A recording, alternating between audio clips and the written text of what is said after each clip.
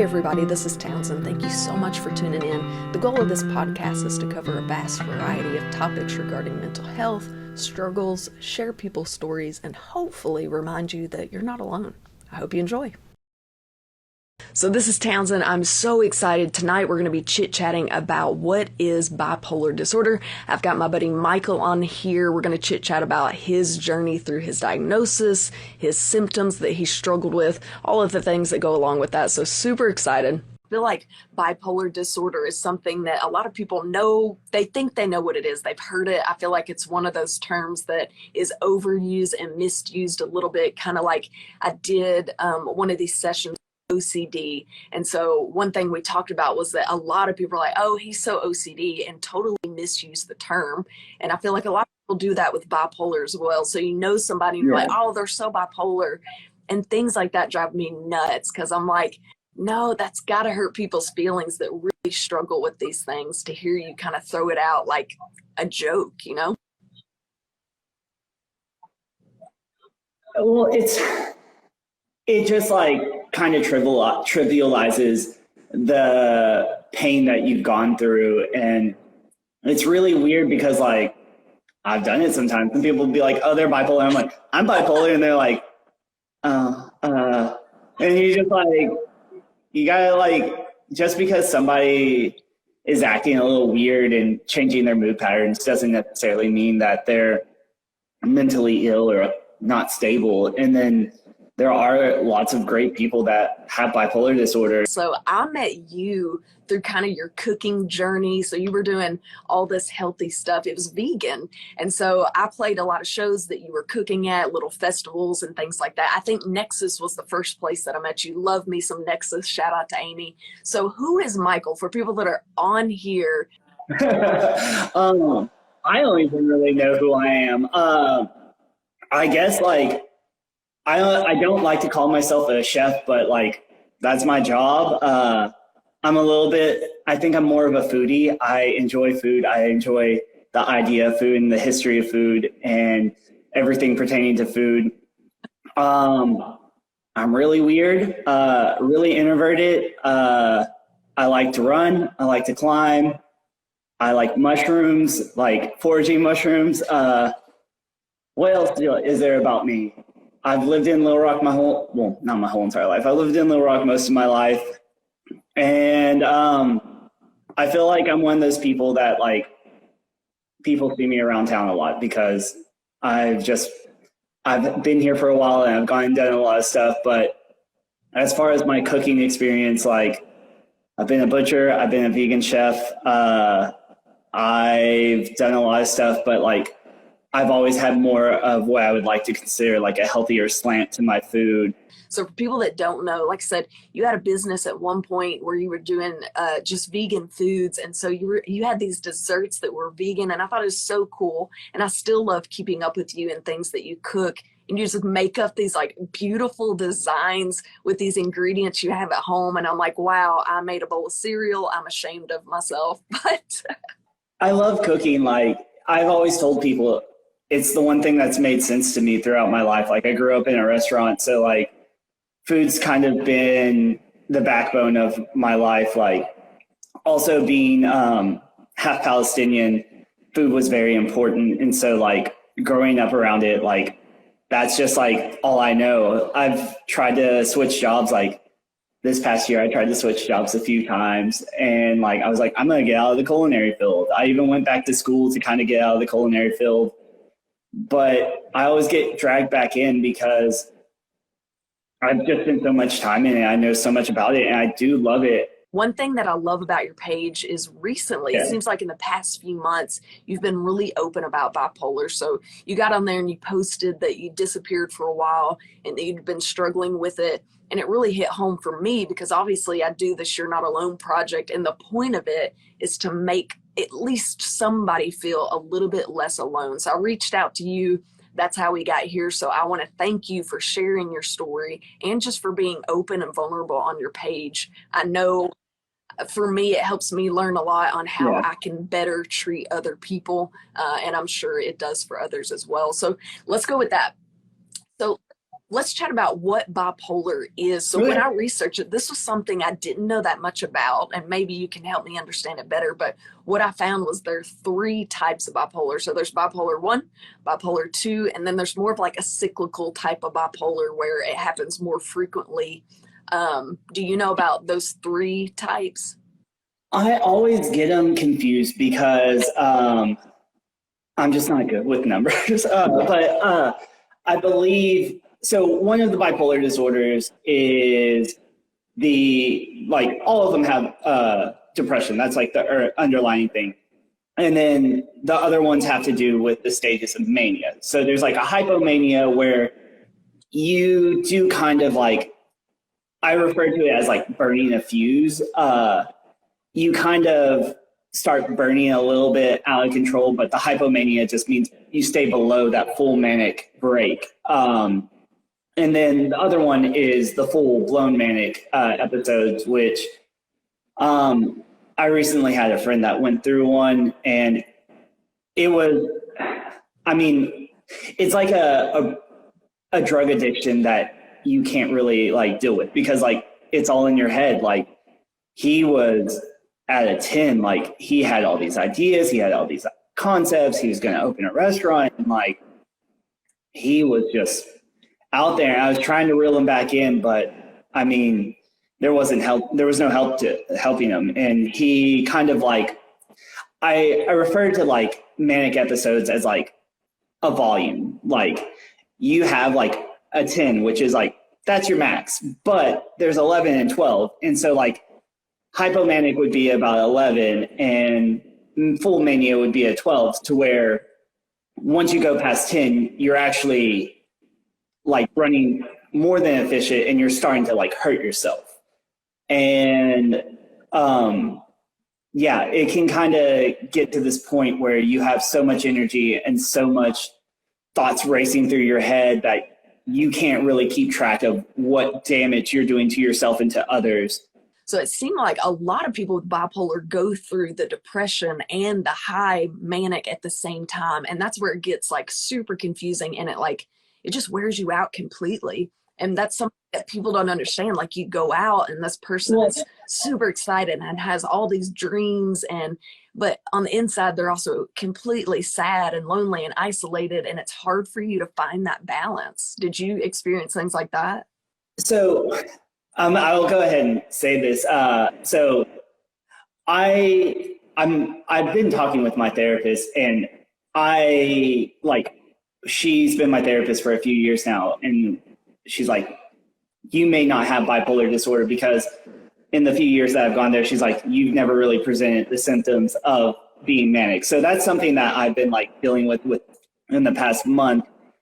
But I do have, like, I've had medically induced manias because of getting off of either bipolar or antidepressants or antipsychotic medicines too fast, which, boy, those are not fun.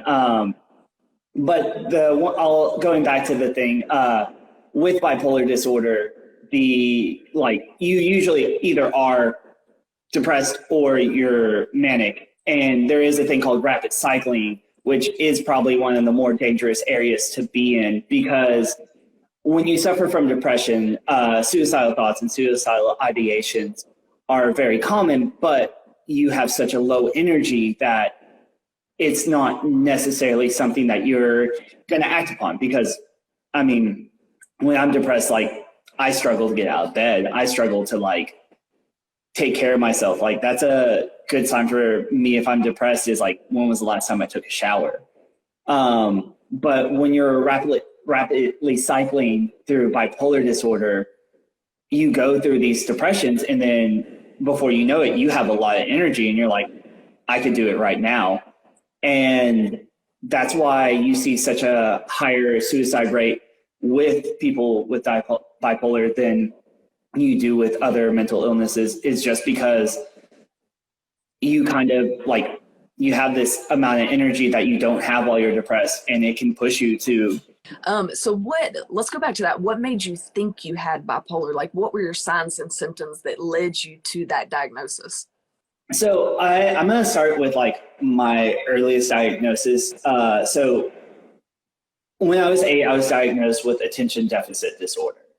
Um, and then I think when I was 16, I got diagnosed with depression, and then I got diagnosed with major depression disorder about 18 or 19. I guess it was like 17 or 18.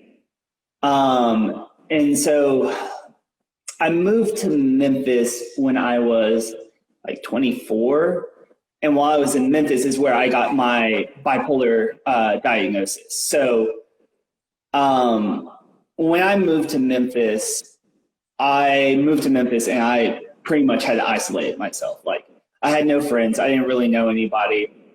And that was a really hard year because I only lived there for a year. But I was very suicidal, and not just idealizing it. I was like actively suicidal. And I have one of my friends, Jade, she actually like would talk to me, and she's like, you need to go to the fucking doctor. Or I guess I shouldn't cuss on here. She's like, you need to go to the doctor. And I was like, I was very hesitant because like I also had a lot of anxiety. She ended up calling and making me a doctor's appointment. And so I went to the doctor, and that's where I got diagnosed with bipolar disorder. And so I started taking Lamictal, and it was going pretty well. Like, I was having migraines. I was having like just normal, like, new medicine problems. And then I went on a trip to Como, Mississippi for 3 days, and I forgot to pack my medicine. And that's when things kind of got bad. That was one of my first like medically induced manias that I had, or medicine induced manias that I've had. I don't really remember much. I just remember like I remember hitting my head against the wall, like physically hitting my head against the wall a lot. I remember just one line from a company kickball game that we were having where my boss goes, "Are you trying to get fired? Because this is how you're going to get fired."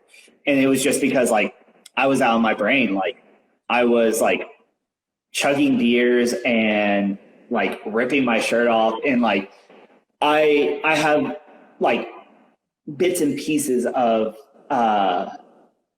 what was going on, but like not the full picture. And so I leveled out a little bit after that, and I tried to get back on my medicine, but it didn't work. Like, it didn't take. When you're taking things, and I think Lamictal might have been an antipsychotic. It's not like a Tylenol. You just don't take it and be like, all right, it's working. Like, things have to build up in your system, and it can take days or weeks of taking it before you even notice anything. So I don't really like, I still struggled with my depression through that period of time in Memphis. I think when I like got off my medicine, it was like July, August, and I stayed in Memphis till December. And I had several, like, I think I ended up having like several actual suicide attempts that year. And so I kind of just like, I'm bipolar. Like, that's just, my doctor told me, and I just kind of like agreed. And like some research was saying that like my ADD as a child might have been like early onset bipolar disorder, or like there's just a bunch of different stuff, because like the two behaviors kind of like ADD and bipolar disorder have a lot of similar traits. But it kind of comes down to how much control you have at the end of the day as to like. Absolutely.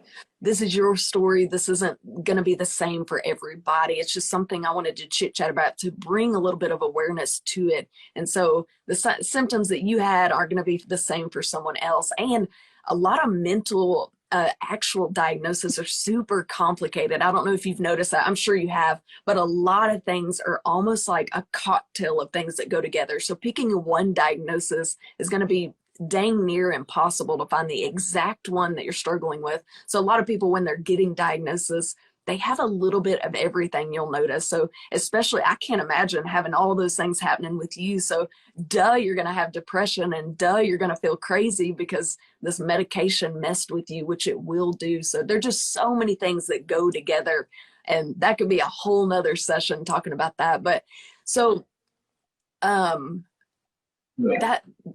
that just makes me so sad. I hate that. And I've actually read that, like, the manic stages, you do kind of black out, like you don't even remember what happened. Like you said, you're kind of out of your mind. Is that not terrifying? Yeah. I mean, you're completely out of your mind, because like we all have like this level of being like, hey, like that's probably not a good idea. But with bipolar disorder, you usually see people start engaging in risky behaviors, and not like just like, I mean, you could fight. Some people might go out and like get in fights, but like you'll see people like spending money they don't have. You'll see them gambling, like drinking excessively, like where a normal person would be like, oh, like, hey, I'm gonna go out for a couple drinks, and like even if they're like, hey, I drank a lot last night, it wasn't like I downed the whole entire bottle of vodka. Like the mania prevents you from having like a full grasp on like what you're actually doing. Where if you and I went to the store and we were like, I'm going to treat myself today, I'm not going to go spend $2,000 on clothes because I don't have $2,000 to spend on clothes. But if you're in a manic episode, like it makes sense. You're like, yeah, like I can pay this off in like a couple weeks. And you're like, no, I can't do that. Yeah. I talked about earlier, I know a few people, probably a handful of people that actually have a bipolar disorder as well. And that's something that I have noticed for sure. And reading more about it, I'm like, oh, it makes so much sense. Like it's almost like they totally lose touch with reality at times, and reeling them back in is almost impossible. It seems like for somebody on the outside. So for you, what's some advice you would give, like in that moment of super depression or the manic moment? What's something that we as people on the outsiders, maybe good friends, maybe relationships, parents, whatever, loved ones, what's some advice you would give them to help you through that time? So I still struggle with the manic because like there is that disconnection. Like I said, one of my good friends, like I love this guy more than anybody else. Well, not more than anybody else. I love him with my whole entire heart, though. He's a great guy, and I've known him for a while, and he's had a few rough years. But I tried to be like, when I noticed he was like being a little manic, like one of the first things he told me, he's like, I'm not manic right now. I was like, that's not a good sign for me. And I tried to reel him in. I was like, hey man, you need to chill right now, and you need to reel it in. Before like life will humble you if you don't reel it in right now. I don't know if he received that. Like I know he read it, but like I don't know if it like went into his brain. And I just kept seeing him tear through people. Like he's a chef in Memphis and he's super talented, but like the way he was talking about other chefs in Memphis and the way he was talking about what he was wanting to do, like, I'm like, dude, you're about to not be able to have a job in Memphis. And so I did end up writing a message to him, or actually it was a public post to him, kind of leaning in hard and being honest, being like, hey, like, you might be able to say all these bad things about these chefs, but like, you're no different. Like, you're not doing anything different. Like, you're using people to get to where you want to be and you're discarding them. I got radio silence after that message to him, but I do know that he ended up getting some help, some actual medical help after that. And I reached out to him a couple of weeks ago and he said he's doing better. But I don't really know if that helps slap him back into reality. It's kind of hard to tell because like, with mania, I feel like you just kind of have to let them run the course and try to do as much harm reduction as you can, like maybe closing a bank account. And sometimes like it's not going to be fun and they're going to be real mad at you, but so even if they can't literally hear you, and I think that's something that blows me away and like just really hurts my heart about bipolar specifically, because it is one of the more severe diagnoses. If you look at it, there's not really a cure per se. You can take medications, and there are amazing medicines that help function daily. So kind of like a friend, once you get on medicine, it can help like level out those mood disorders. So instead of being way up here and then way down here and both at the same time, it just kind of levels you out. And going to therapy can help as well, but there's not a cure. And it just makes me so sad, because the few people that I know with it are so talented. And like you said, in those moments, you just can't reel them in. And so you almost have to let them run that course, I guess. What about, so for you, one of the biggest things you said you suffer with like severe depression or manic depressive disorder. What helps you in that state? Like what can loved ones do for you in that state? I'm probably going to get a little emotional on this one.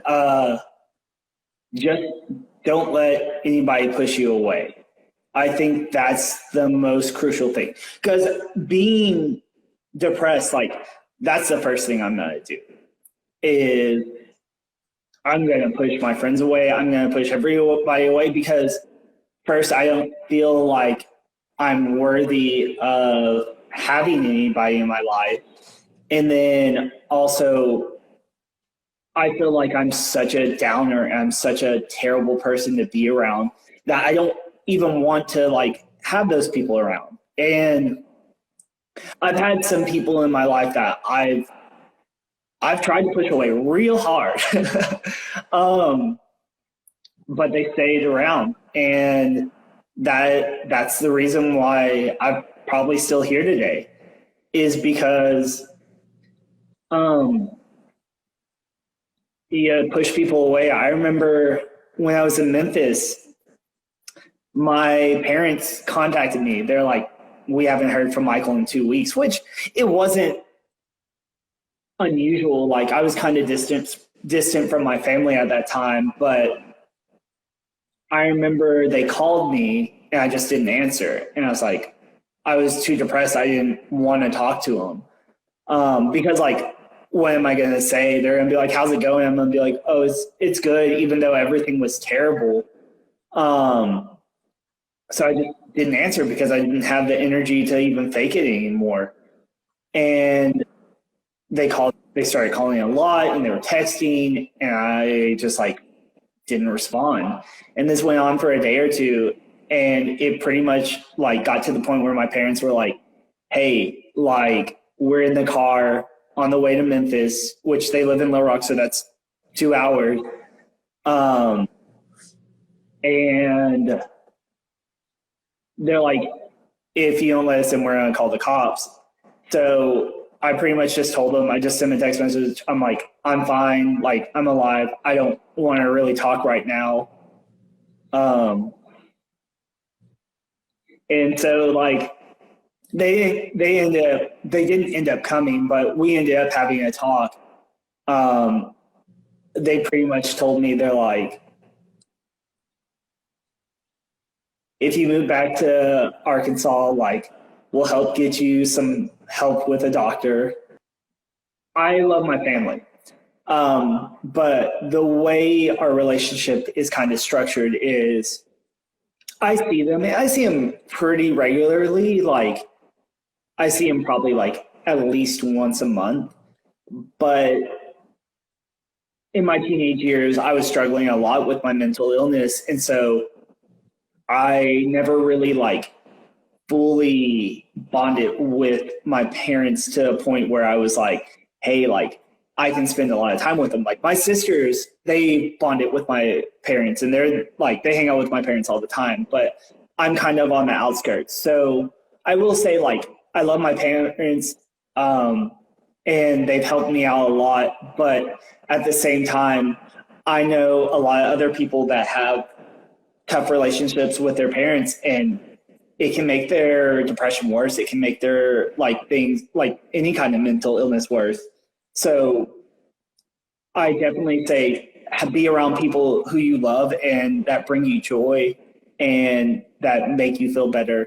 And that could be your family, that could be your friends, that can be your therapist. I look forward to going to my therapist because when I do, I can judge what progress I've made and see where I fell and like work on myself a lot. I feel like we could all benefit from it. Honest to goodness, we all have bad days, and it's not all about mental illness. So I want to spread awareness about mental health in general. So you have bad days. Everybody goes through moments of grief or depression of some sort. And so therapy is just awesome. I love therapy. You go and it's just a place where you can open up, be yourself, and just really get like great feedback and outsider feedback. It's hard with family because they can't really give you outside feedback, and it does get awkward a lot of times. And so for me, with age, and it sounds like you're the same, chosen family has been huge for me. So like those friends that accept me with open arms, no matter what I'm going through, that's been my saving grace. And to touch back on a therapist, I'm gonna toot my own horn, which I don't do often, or at least I don't think I do often. I've had a very good second half this year. I got in school. I got all A's in all my classes. I've been working 2 jobs. I've been trying to like keep friendships, keep my physical health going by working out, like cooking for myself. I bought a house, which I moved into last week. So like I've been doing really well. Like I've had a lot on my plate and I've been handling that stress really well. But I'm still going to my therapist because I just like I check in with her every couple months because I'm like, hey, like I'm doing good right now, but am I doing the things that I need to do to keep myself doing well? Because I can crash down at any point. Any of us can. But yeah, I talk to her like probably once a month just because I think it's good for me to like keep checking in and have somebody to like hold me accountable, being like, hey, like, are you doing well? Like, are you just pushing things off? Those are awesome accomplishments. Congratulations on all of them. Yes, therapy for sure. So somebody one time, I was talking to them and they referred to therapy as like an oil change for your car. So you just go in, whether it's messing up or not, it's just kind of a tune up, like a check in on yourself, make sure all is good. And we can all say there's something you can vent about at least once a month, right? There's something you could talk about. I know my last session, I was like, I'm doing way too much. I want to relax, which where I'm at in my life now, I love being busy. I love keeping myself busy. My girlfriend, I love her, but she's always like, you need to like chill out. Like you need to relax. And I'm like, I'll relax like after I do the dishes and do some laundry and like clean up. And she's like, go sit down. I'm like, I don't know. And like one night she was like, I just want to like watch TV tonight. And I was like, all right. And so I laid in bed with her and watched TV. And I told her the next day, I was like, I can't do that ever again. I'm like yeah, so anxious just from sitting down. Some kind of an avoidance thing going on. I'm actually the same way. Pretty much all my friends are like, yeah, you need to learn how to relax. Yeah. Like I don't sit very well. Like I like to get up and do things. And if I'm sitting, I'm usually doing some kind of podcast work or researching or something. But I get joy out of that. I very much enjoy. So what would your advice be to people watching that may relate to this, especially like the highs and the lows? Maybe they're thinking, gosh, that really hits home for me. Maybe I'm bipolar. What advice would you give for them? I would, like I said, first step, I would find a good therapist. A good therapist is going to help you kind of sort out any kind of problems you're having. And you can go to a therapist. I went to my therapist the first time I met her. I was like, I don't want to be on medication. She's like, all right. You can set boundaries with your therapist and like kind of advocate for yourself. Like if you go to your therapist and you're like, I don't want to be on medicine, they can't put you on medicine. So I think it's a good idea for you to just go to a therapist and kind of talk to them, get their input, and then they can start steering you in the right direction. I will say there are a lot of mental illnesses, and I know a lot of them kind of resemble each other. I know it's really weird because borderline personality disorder and bipolar disorder, which they're sometimes interchangeably referred to as BPD, which I just exclusively use BPD for borderline personality disorder. They mimic each other, and they like, you could be like, oh, I might be bipolar. It could be borderline personality disorder. You could just be depressed and have ADD like me. I'm not even sure if I like where I am on that, but I think getting into therapy is the best first step because you can sort some things out. You might not get a diagnosis, but you can get to the point where you're like, hey, like, I know this, this, and this. This is how I can work on it and have some kind of game plan and work towards something.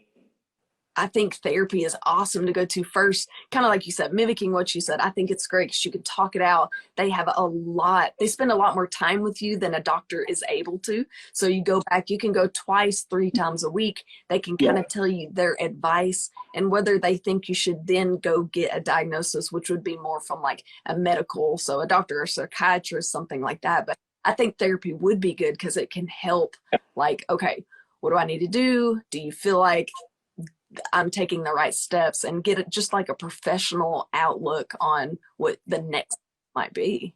And also, if you have somebody like a loved one that's willing to go to therapy too, like that can be very helpful because like we're not perfect people. Like we can't see all of our flaws and all of our mistakes and all of our actions. So like if you're in a relationship, I would suggest like having your partner maybe go and talk to the therapist too and tell them what they're seeing. On my music page, so it's Townsendtmusic, I have a group on there called You're Not Alone. And so what that is people that are into these chats and want to have more of a community and a support system, hop on that group and I'd be happy to help you more, like chit chat, get you resources, kind of just get you in touch with people that might be able to help you. And then somebody hopped on and said, what about the cost of mental health care? Are there resources for lower income patients?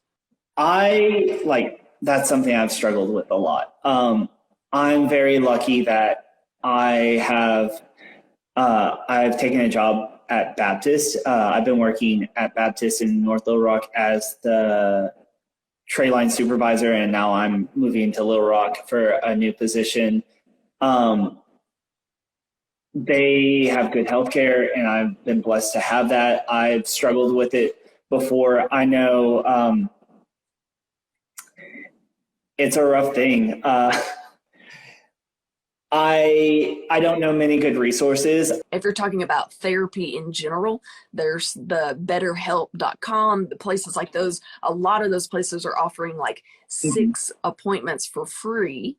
And then from there, they kind of refer you out to what they feel like would help you most. And then the charges kind of start coming in depending on how much you need, but that can give you kind of baseline what you need. There's also NAMI, which is NAMI. They have each state branch. So like Arkansas NAMI, you can reach out. They offer tons of references and just help and resources for you. So those are great places to start, at least. If you have more questions, obviously, if you have more questions, feel free to message either one of us. We are happy to help you dive in. If you're talking about bipolar in general, if you're talking about therapy, if you're talking about doctor care, those are all kind of different things. But NAMI is a great place to start, no matter what state you're in. Or like I said, a lot of the therapies online are offering free services for a few sessions at least, but that's great. 6 sessions is really great. I mean, you can spread that out over 6 months if you want.